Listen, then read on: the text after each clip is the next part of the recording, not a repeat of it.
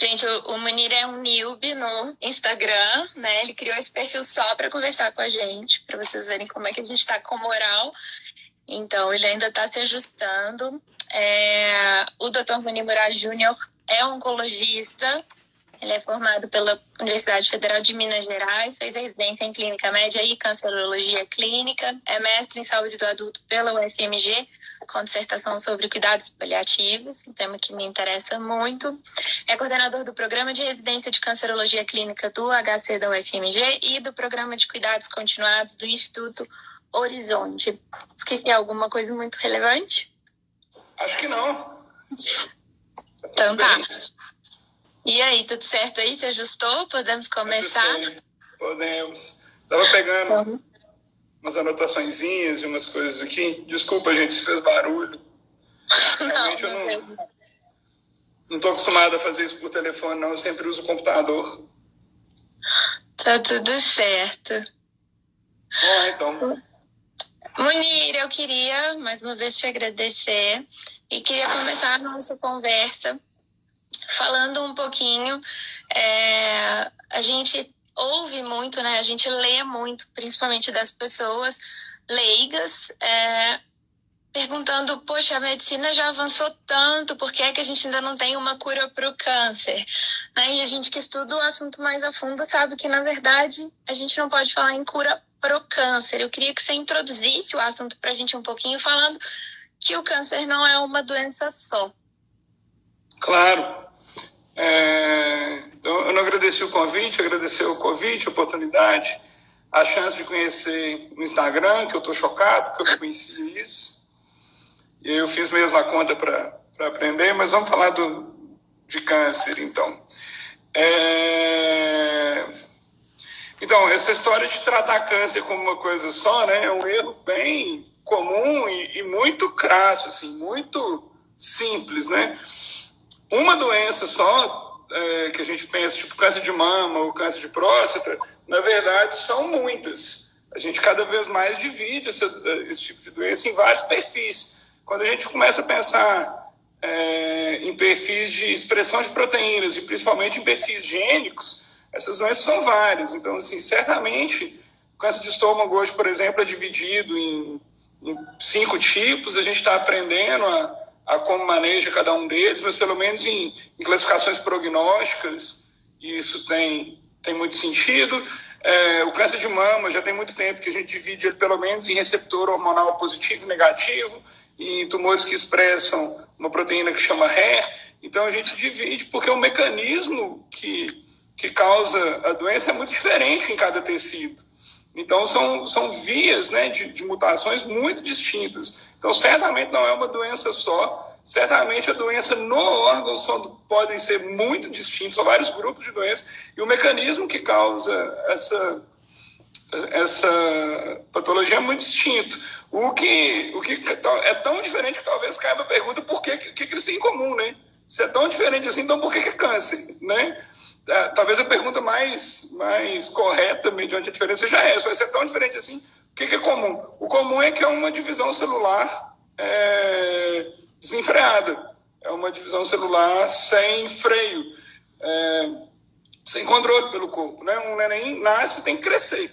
O cabelo da gente cresce, as células da mucosa têm que ser renovadas. Então, essa divisão é normal no corpo. De certa forma, o tumor é uma divisão celular totalmente desorganizada. E os mecanismos pelos quais o câncer ganha essa desorganização são inúmeros. Desde alterações da própria célula, como alterações da relação da célula com o sistema imune. Às vezes, o sistema imune para de reconhecer aquelas células como doentes e elas começam a crescer. Então, na verdade, foi um problema de imunidade, não um problema da divisão celular. Mas, no fundo, é isso. O que eles têm em comum é uma divisão desorganizada, por vários motivos distintos. Então, a gente tenta, com tratamento, frear essa divisão. Isso é muito importante, né? É muito importante que a gente entenda, pelo que você está falando, até quando a gente fala, por exemplo, de câncer de mama, de câncer de estômago, câncer de pâncreas, nós estamos falando de várias doenças. Imagina quando a gente fala só do gênero câncer, né? É muito importante que a gente entenda, principalmente nós leigos, porque sempre fica essa dúvida de, poxa, nós estamos avançando tanto e até hoje a gente não tem a cura pro câncer. A gente não vai ter uma cura pro câncer, né? Nós vamos curar alguns cânceres, não vamos curar outros vão existir, né? Vão surgir. A gente não, por mais que todo mundo estude, a gente não tem bola de cristal, né? Talvez um sortudo aí consiga achar uma coisa que funcione para tudo, né? Agora eu acho pouco provável. É tão heterogêneo que o cara conseguiu uma bala mágica assim, né? Que consiga acertar tudo. Eu acho muito pouco provável. Agora, corre o risco de algo? Corre, né? Tá todo mundo estudando, né? Agora todo mundo quer a vacina do Covid e quer essa coisa que talvez ajude em todos os tumores. Mas quanto mais a gente estuda a fundo as vias que tornam um tumor viável, né? A gente quer tornar a vida do tumor inviável. Então, toda vez que a gente estuda o que torna a vida de um tumor viável, a gente vê que são mecanismos completamente diferentes numa doença e noutra. Então, acho muito pouco provável que a gente consiga achar uma chave que feche toda essa coisa. Mas, não sei, tomara que o futuro me desbanque, né? E daqui uns dias a gente descubra uma bala que resolva tudo. Acho pouco provável. Todo mundo acha muito pouco provável. E Munir, hoje, acho que as pessoas sempre têm essa curiosidade, né? Um tempo atrás eu lembro que era muito comum a gente ler a doença que mais mata no mundo são as doenças relacionadas ao coração, mas o câncer em algum momento vai passar, né? E vai ser a primeira doença, a doença que mais mata no mundo todo. Eu queria que você falasse um pouquinho como é que está esse panorama hoje. Desculpa aí, gente, tá tendo uns probleminhas aqui, né? Fixar o telefone. Claro, Cíntia. Eu levantei os dados, saber isso de cabeça é sempre chato, né? Então eu estou com uma colinha aqui, mas o câncer hoje é a segunda causa de morte. E é a segunda quase empatada com todas as doenças cardiovasculares. Então, assim, quando você pega infarto, AVC, insuficiência cardíaca, todas as doenças que advêm do risco cardiovascular, elas quase empatam. A doença cardiovascular ganha um pouquinho. E se você somar dos 10 top, né, do top 10 das coisas que mais matam no mundo, se você somar as outras 8, nenhuma dessas 8 ganha da primeira ou da segunda colocada. Então, é um blocão assim, de doença cardiovascular, um outro blocão, eu vou falar o tamanho desses blocos, um outro blocão de câncer em geral, e depois as outras 8, mas assim, é muito distinto. Lembrando que a 10ª, só por curiosidade, a 10ª causa de morte no mundo hoje é suicídio. Então, é um dado que todo mundo esquece. Então, a gente teve, por câncer, o dado mais preciso de 2018, aproximadamente 10 milhões de mortes no mundo. E a doença cardiovascular não fica longe, não. Então, você teria quase um empate aí entre o número de mortes por câncer no mundo. E o que acho importante a gente estar discutindo, porque 70% dessas mortes por câncer acontecem em países de baixa e média renda. Então, a gente tem que estar armado para tratar essas pessoas, com sistemas de saúde reativos, com chance de diagnóstico precoce ou rastreio bem feito. A gente tem que conversar o que é rastreio bem feito, o que não é, o que é diagnóstico precoce e tratamento eficaz disponível. Então, assim, a gente tem que enfrentar isso, porque 70% das mortes no mundo, repito, por câncer, são em países de baixa e média renda. Assim. Outra coisa é conseguir fazer campanha, né? Para não ter câncer, para diminuir isso. É sempre um lugar comum falar, mas acho importante também que os 5 fatores mais carcinogênicos são evitáveis. Né? Dieta, sobrepeso, falta de exercício físico, dieta e álcool, adianta a gente falando, álcool e o cigarro. Cigarro é 25%. Né? Cigarro é disparado, a causa mais comum. Então a gente teria, por onde eu estou aí, tentar diminuir a frequência dessas neoplasias. Eu acho que isso dá para dar uma noção. Você veja que pulmão lidera tanto em incidência quanto em mortalidade no mundo. Pulmão é a doença é o câncer que mais mata e é o câncer mais incidente. Então, cigarro né, dos 5 é o que a gente teria que escolher. Acho que de epidemiologia... Munir, e aí você tocou já, né? Já iniciou um pouco o tema mais da nossa live, né? Você falou que pulmão é um dos cânceres que mais mata no mundo, né? Um dos cânceres, além de ser um dos mais prevalentes, principalmente o câncer ligado ao tabagismo. E eu queria que você falasse um pouco pra gente, dar uma definição de câncer avançado, né? Em geral, a gente liga isso à existência de metástase, e eu queria que você falasse um pouquinho, já que é o tópico da nossa live de medicamentos para cânceres incuráveis, se é benefício ou propaganda, eu queria que você falasse, introduzisse o assunto dos cânceres incuráveis. Olha, Cíntia, depende do autor quando se usa esses termos. Depois eu vou falar dos outros termos que não são tão bem definidos. A gente poderia ir no dicionário, pegar e traduzir. Mas talvez seja mais fácil, mais apropriado explicar o que se quer dizer quando se diz câncer avançado na prática. Eu acho que são 2 situações clínicas. A primeira é muito mais frequente que a segunda. A primeira situação, quando se diz câncer avançado, é um câncer que já não está mais no órgão e está disseminado. Então, acho que é fácil falar. A gente pegou o câncer de pulmão como exemplo, a gente segue. Então, um tumor que não está mais no pulmão só. A pessoa fumou, infelizmente desenvolveu o câncer dali antes de tabagismo, e o tumor, em vez de estar só no pulmão, já está em pulmão, ossos, eventualmente fígado, cérebro. Então, quando a doença não está mais no órgão de origem, ela está disseminada, né? A fisiopatologia diz a célula circular, né? Ela cai na circulação e circula e para em outro órgão. Então, o câncer tem que ter essa capacidade para ele ser metastático. A célula tem que conseguir sobreviver fora do tecido de origem, circular e conseguir se fixar em outro órgão. Então, isso que é tumor metastático, isso que é doença avançada, quase que sinônimo de doença metastática. Atualmente, alguns autores usam doença avançada para uma doença loco-regional avançada. Ela pode não ter dado metástase à distância, tipo isso que eu falei, do pulmão ter ido para o fígado, do cérebro, mas ela ter saído de um tumor de mama, por exemplo, que está na axila, andou só no linfático.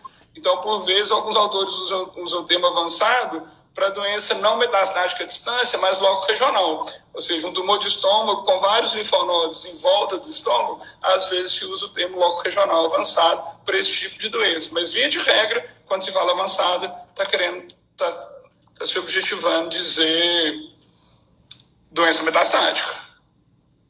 Tá.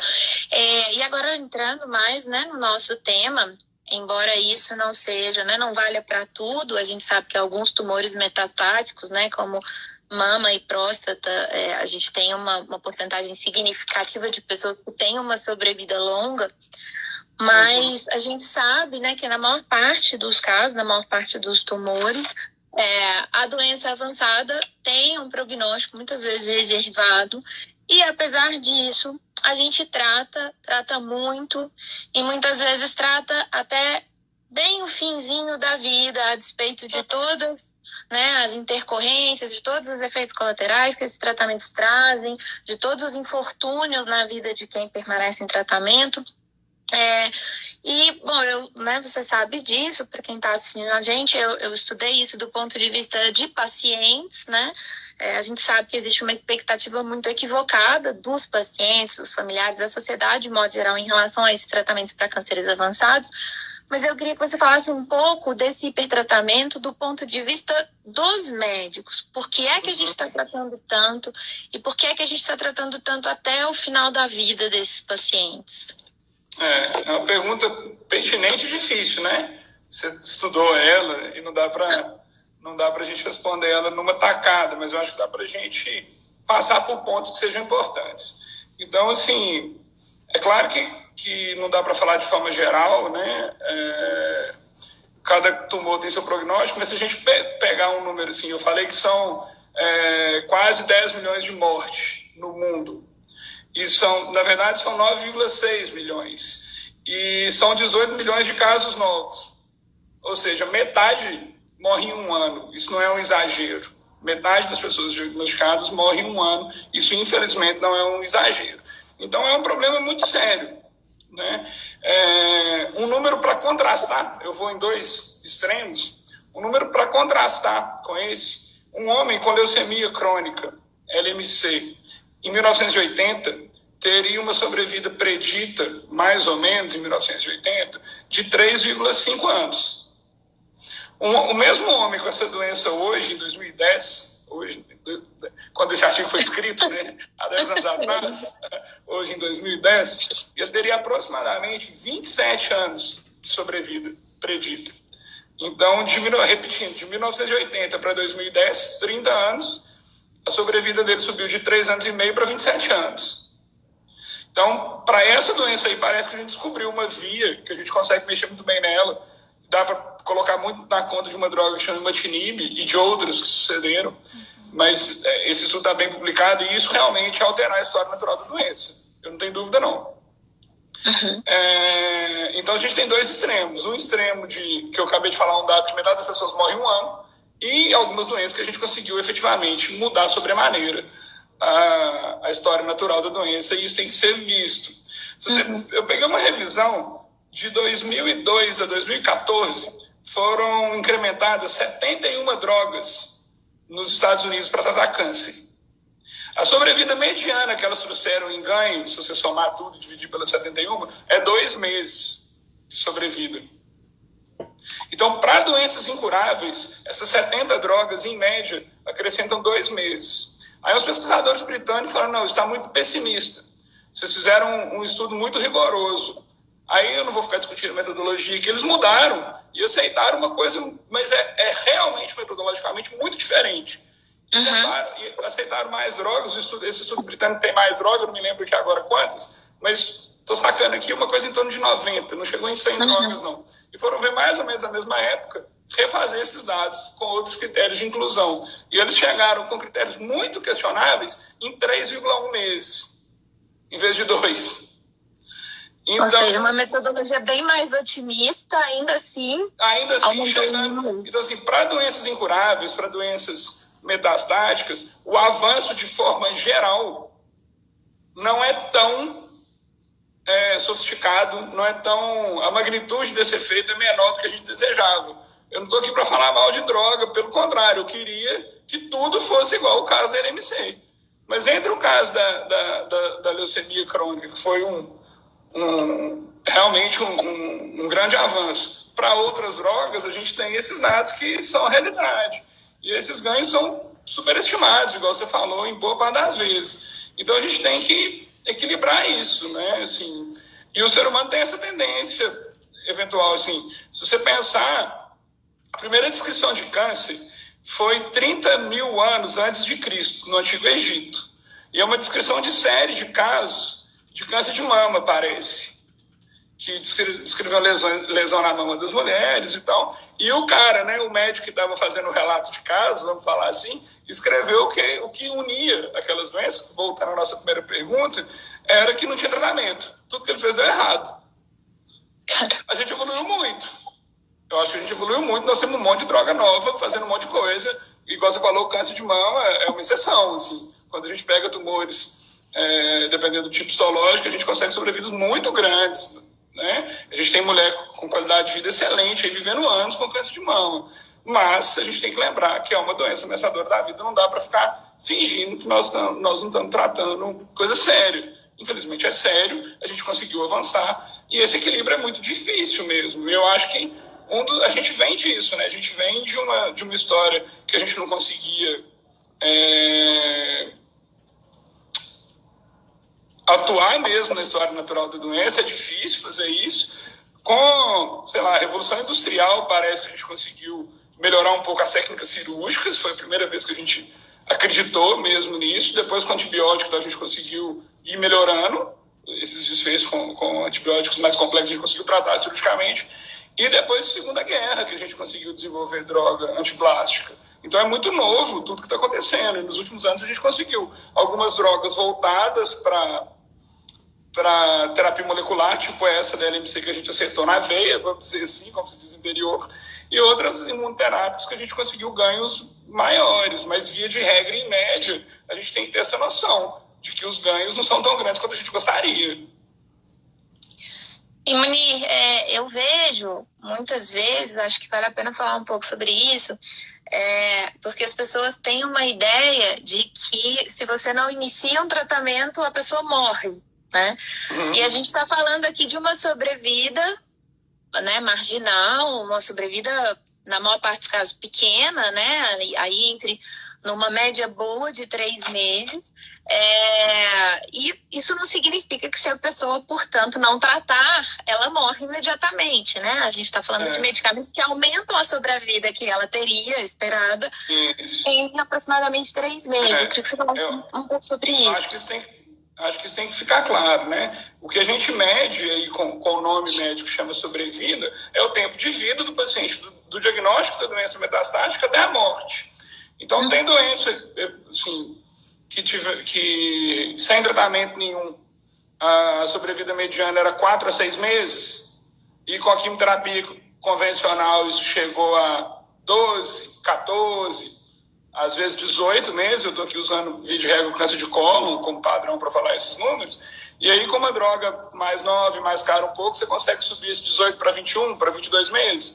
Eventualmente 24, você faz 20 contra 24. Então, é sempre esse ganho incremental. E quando esse ganho existe, esse ganho incremental, a gente tem que discutir a metodologia dele, ver o tanto que a gente acredita nesse ganho, o quanto que tem de erro metodológico ali e o quanto tem de toxicidade financeira mesmo, como que os sistemas vão arcar com isso. Acho que esse equilíbrio aí não é para um oncologista falar que tem resposta, o mundo não sabe, é uma questão densa de responder, né? A gente teria que ter epidemiologistas sérios, economistas sérios, muita gente opinando nessa coisa. A Inglaterra tenta montar sistema assim, o Canadá tenta montar sistema assim, porque esse incremento em ganho e as custas de qual toxicidade para o próprio doente, né? Porque às vezes o ganho em melhora de qualidade de vida não é tão grande, ou às vezes é pior, né?